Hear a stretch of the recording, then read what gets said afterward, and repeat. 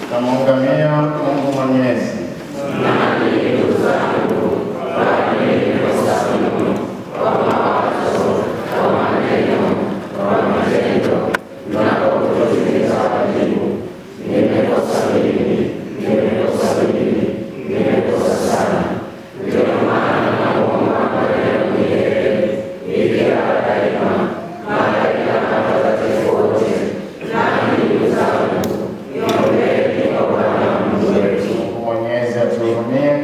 Tusamehe dhambi zetu, tufikishe kwenye uzima wa milele.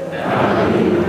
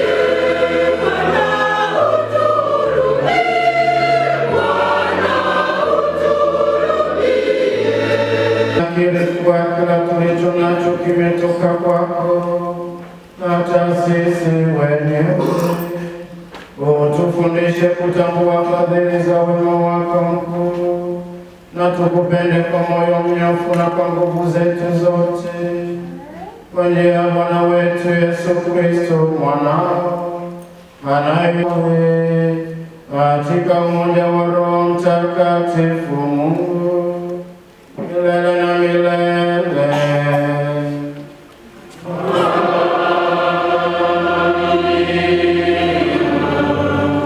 Somo la kitabu cha pili cha Samueli. Kisha mfalme na watu wake wakaenda Yerusalemu ili kupigana na Wayebusi, wenyeji wa nchi ile. Hao ndio waliomwambia Daudi wakisema, usipowaondoa vipofu na viwete hutaingia humu kamwe, huku wakidhania ya kuwa Daudi hawezi kuingia humo. Lakini Daudi aliipiga ngome ya Sayuni, huu ndio mji wa Daudi. Naye Daudi alisema siku hiyo, yeye atakayewapiga Wayebusi na apande kwenye mfereji wa maji na kuwapiga viwete na hao vipofu, maana hao ambao roho yake Daudi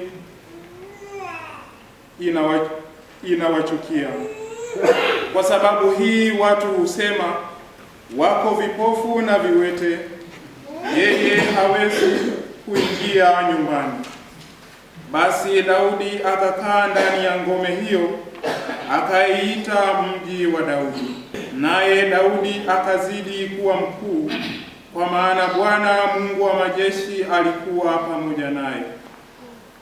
Kisha Hiramu mfalme wa Tiro akatuma wajumbe kwa Daudi, akampelekea na mierezi na maseremala na waashi, nao wakamjengea Daudi nyumba. Akajua Daudi ya kwamba Bwana amemweka imara awe mfalme juu ya Israeli, na ufalme wake ameutukuza kwa ajili ya watu wake Israeli. Neno la Bwana.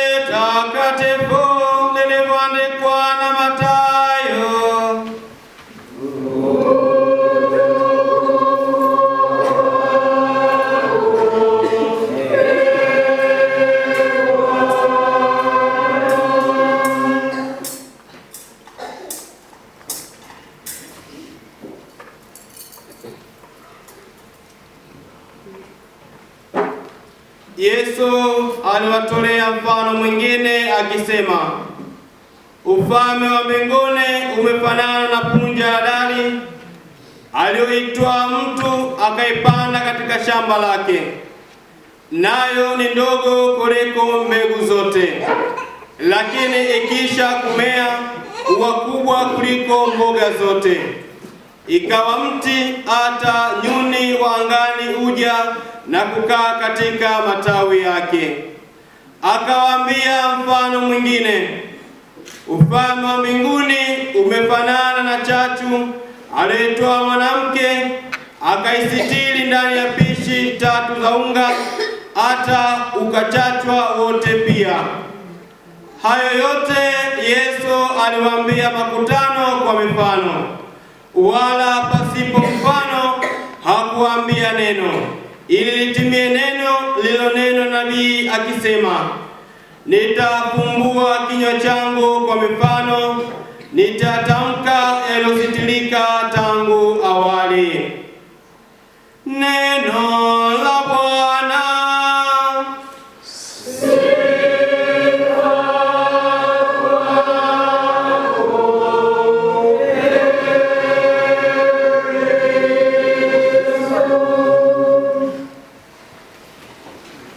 Biblia hii si ya kwenu tu, bali ni yetu sote,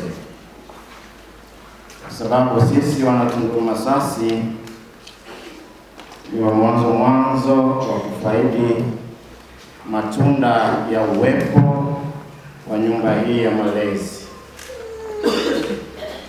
Tusaidia sana walezi wa hapa katika mambo ya uchungaji, maana nimeona sasa hivi Padre Haule Samuel Haule alikuwa anamwita paroko Antonia, anafanya kazi kubwa sana kwa Antonia. Tumshangilie.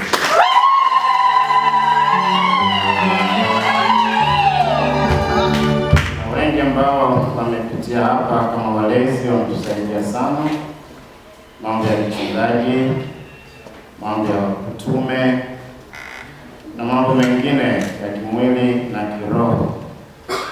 Hata watu wa hapa wana miungo wamefaidi mambo mengi, hata yale ambayo wameyapata kwa mtindo ambao si halali.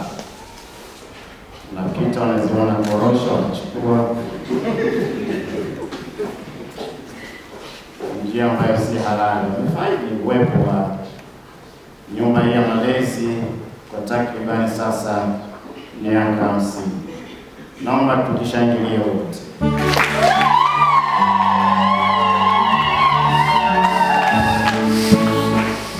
Kwa muda wote tumshukuru Mwenyezi Mungu kwa kuwa upendo wake mkuu wadumu milele.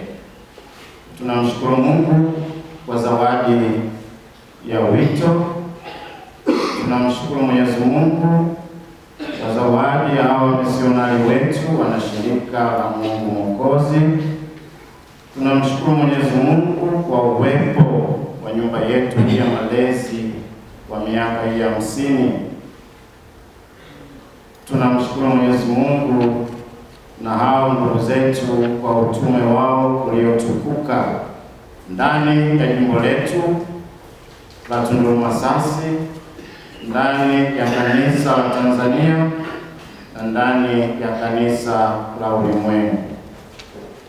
Mbegu ndogo ya haradali iliyopandwa au iliyokuzwa hapa na kukua, na sasa imekuwa mti mkubwa na matawi yake yamesambaa kila kona ya ulimwengu.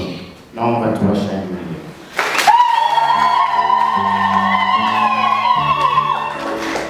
Hongereni sana kwa uwepo wa nyumba yetu ya malezi hapa.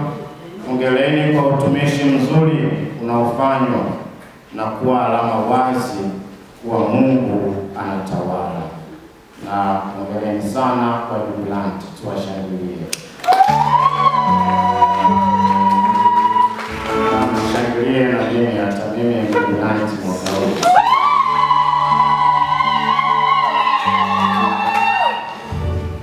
Natambua kama ilivyokuwa sehemu nyingi sana, haikuwa rahisi kuanzisha nyumba ya malezi ya Mtakatifu Yosefu na Miungu mahali hapa. Wengine wale ambao wanajua historia wanaweza kufahamu hilo, lakini kumbukeni Mtakatifu Monica ambaye leo tunamkumbuka, haikuwa rahisi kuona mtoto wake Agustino anaokoka. Ilikuwa ni kwa jasho na machozi matakatifu waliolia. Kwa maana Mtakatifu Agustino akabadilika. Hata Daudi aliyetoka Yerusalemu, kama tulivyosikia katika somo la kwanza, haikuwa rahisi kuingia mji wa Sioni. Aliambiwa kabisa, huwezi kuingia mji, huwezi kuingia hapa. Lakini hata hivyo alimshukuru Mwenyezi Mungu katika magumu ya kukataliwa, na akaingia kwenye mji na akajiimarisha, na hata akajengiwa nyumba akawa maarufu sana. Hata sisi katika historia yetu pengine tulipitia na magumu sana kuanzisha kituo hiki hapa, lakini mkawa majasiri, mkasimama imara, mkamtegemea Mwenyezi Mungu.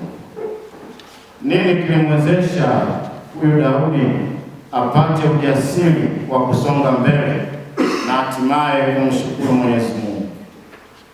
Ni hapo katika lile somo la pili tutapata jibu Waraka wa kwanza wa Mtume Paulo kwa Wathesalonike sura ya 5 aya ya 14 hadi ya 22. Kuambia ndugu, tunawasihi waonye wale wasioshika taratibu, muwatie moyo wenye mahangaiko moyoni, watunzeni walio dhaifu, wavumilieni watu wote. Ndicho mlichokifanya, na hicho ndicho alichokifanya Bwana wetu Yesu Kristo. Kaendelea, angalieni asipatikane mtu anayemrushia mwenzake mabaya kwa mabaya, na ninyi Bwana wetu Yesu Kristo amefanya hivyo. Maana anawaambia, furahini kila wakati, salini bila kuchoka, fanyeni shukurani katika yote katika Kristo. Mshukuruni Bwana katika kila jambo, liwe gumu, liwe jepesi, liwe mbaya, liwe nzuri. Mshukuruni Bwana katika kila jambo. Ndio maana leo tunashukuru, tunafurahi, tunamshangilia Mwenyezi Mungu. Kumbe si swala la kushukuru, bali ni kushukuru katika Kristo, kwa sababu haya yalipata Bwana wetu Yesu Kristo. Na katika hilo tutaelewa maana halisi ya kushukuru kwa kufanya kile ambacho Kristo alifanya. Tutaelewa nini maana ya kushukuru, nini maana ya jubilei. Maana Paulo kwa Waefeso anasema, ujawe na furaha, mshukuru Mungu kila wakati na kwa kila kitu katika jina la Bwana wetu Yesu Kristo. Kwa mambo mazuri tu. Kumbe usimshukuru Mwenyezi Mungu kwa vipimo vyako. Ninyi leo ambao nafanya jubilei ya 25, 40 na nyumba yetu ya malezi miaka 50, usimshukuru Mwenyezi Mungu kwa vipimo vyako. Tumefanikiwa sana, kalia tumejenga nyumba kubwa, tunapendeza. Tumefanikiwa sana na kitambi sasa. Nimefanikiwa sana na hiki na hiki na hiki. Mshukuru Bwana katika Kristo. Ni kumtambua Mungu ambaye ni mwema, ana huruma na upendo wake hudumu milele. Maana ya kushukuru, kumtambua au kutambua uwepo wa Mwenyezi Mungu katika kila hatua ya maisha yetu, katika kila safari ya maisha yako, sio katika mafanikio yako binafsi. Kila hatua ya uchungaji, kila hatua ya utume wako, upendo wake unadumu milele. Kwa maana tunasema mpango wa Mungu sio mipango yetu. Wakati mwingine mipango ya Mungu tunaweza kuona inavuruga mipango yetu, lakini tunabaki na imani thabiti kuwa Mungu ni mwema kila wakati. Kwa maana tukitazama nyuma miaka 50 iliyopita, tazama ile historia, tunatambua kwamba Mungu wetu ni mwema kila wakati na amekuwa mwema kwetu, na tunadiriki kwa ushujaa wote kusema kwamba upendo wake umedumu nasi milele, umedumu nasi milele. Tunakosea, tunaharibu, tunachanganyikiwa wakati mwingine, na wakati mwingine tunakata tamaa au kukatishwa tamaa, lakini tunatambua kimoja, upendo wake wadumu milele. Ndio maana tupo mpaka leo. Naomba tukishangilie sote tunapomshukuru Mungu kwa zawadi ya utume wetu, ya utumishi, kwa zawadi ya uwepo wa nyumba ya malezi kwa miaka hii 50. Tuishi maisha yetu vema kwa maneno na kwa matendo yetu, huku tukimshukuru Mwenyezi Mungu kila wakati na katika kila jambo.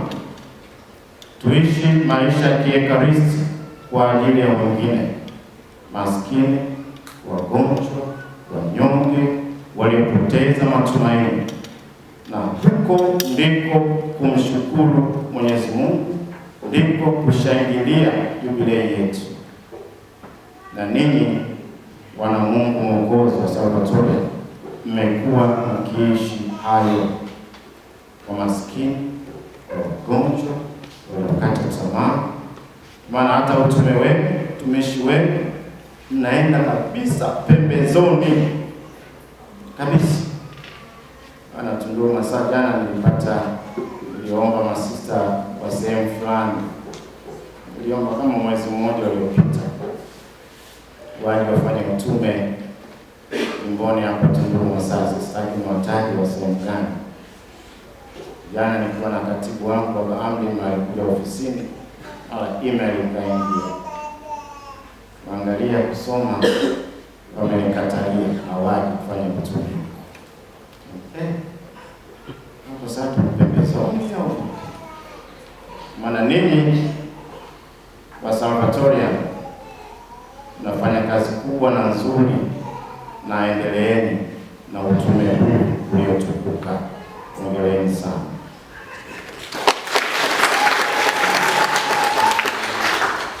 Kumbe ninawashukuru tena ninyi wana Mungu Mwokozi wa Salvatore kwa kuishi maisha ya ushuhuda, kuishi maisha ya ufuasi.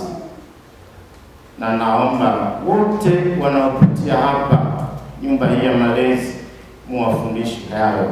Najua mnawafundisha, lakini niasisitize kabisa, vijana wa siku hizi bwana, unafikiri basi mbele ya safari huko wakipata daraja takatifu la upadre hawatakaa pembezoni, tapenda mjini.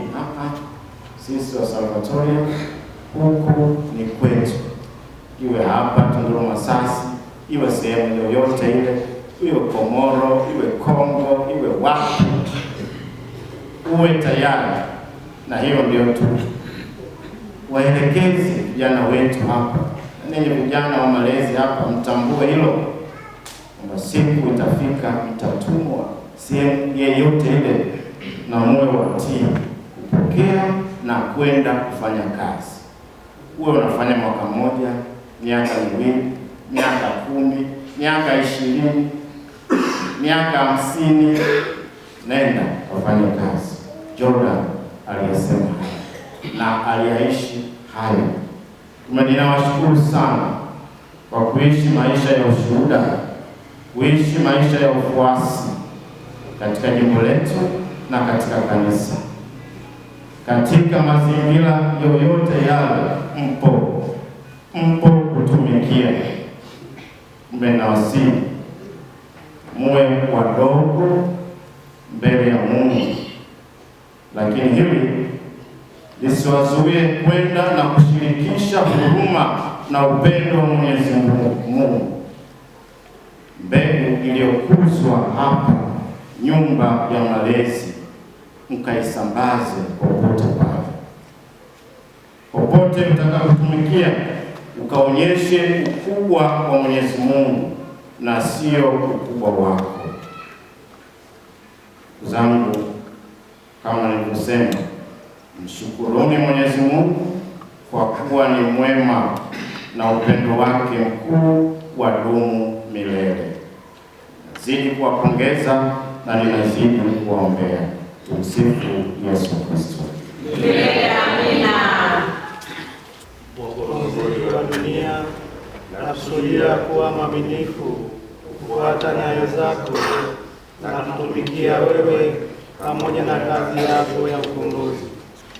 Leo narudia tena kusudi langu na kujitolea kwako kabisa bila siri katika kanisa lako, kwa madhumuni ya kufanya kazi ya kitume katika shirika la Mungu Mwokozi.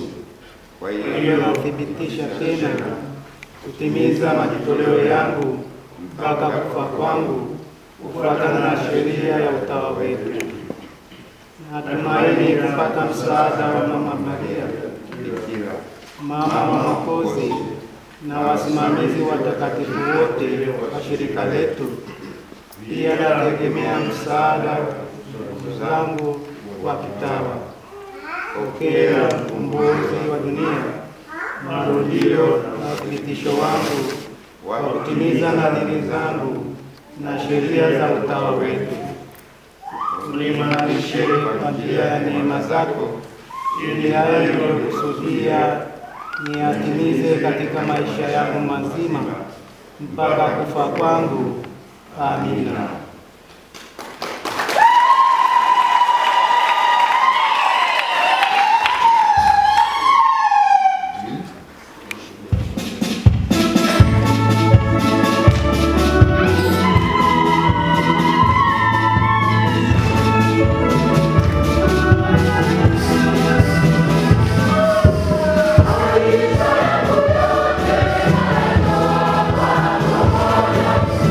Amen.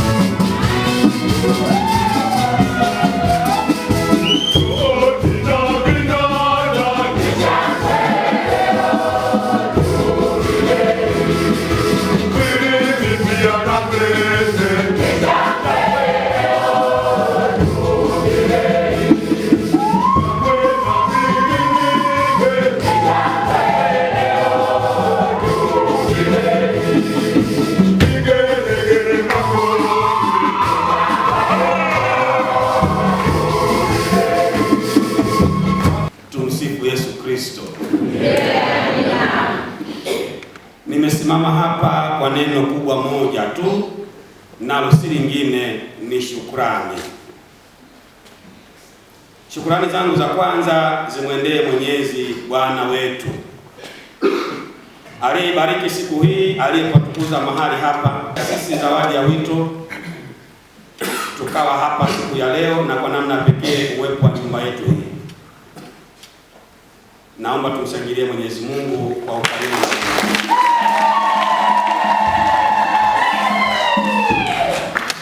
Shukrani zangu za pili zikwendee Baba Askofu kwa kukubali kuja kushiriki pamoja nasi kutuongozea misa hii takatifu.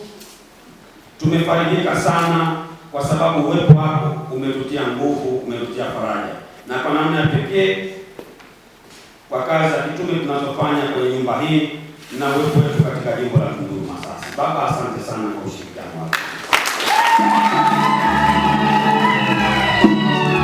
Shukrani zangu za tatu ziwaendee wamisionari wetu walioweka mchango wao mkubwa mahali hapa, na wafadhili wetu waliowazi, ambao wengi wetu tuko mahali hapa tunasimama juu ya mabega yao, wengine hatuwajui. Bwana anayejua yote awakirimie hayo mema yote wanayohitaji, waliotutendea sisi, na kwa wale waliotangulia awakaribishe katika ufalme wake. Na katika miji hiyo tumekutana na mambo ya kutufurahisha, mambo mengine ya kutusikitisha. Na kwa sababu huu ni mwaka wa jubilei, kwa yale labda yaliyotokea ambayo tumewasikitisha watu, kwa niaba ya Wasalvatoriani wote wa Tanzania ninaomba radhi. Na kwa yale ambayo labda wengine wametutendea sisi kwa uwepo wetu hapa, na mwaka huu wa jubilei, na sisi tukubali kwa umoja wetu kusamehe na kuomba radhi.